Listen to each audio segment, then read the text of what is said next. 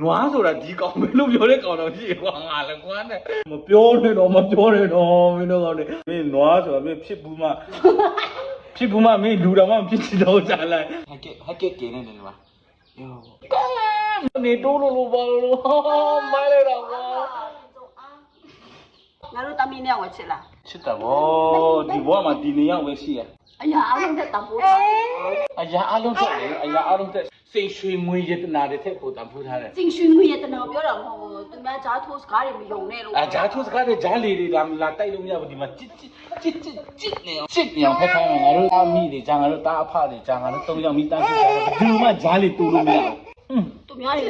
ဒီမင်းမအဲ့လိုထိလုပ်ပေးပါဖြစ်တယ်အရင်ပြောနွားဆိုတာဒီကောင်ပဲလို့ပြောတဲ့ကောင်တော့ရှိကွာငါလည်းကွာနဲ့ဟုတ်များရဆဆာ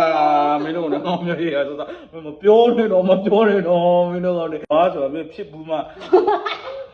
မင်းလူတော်မှဖြစ်ချင်တော့ကြလား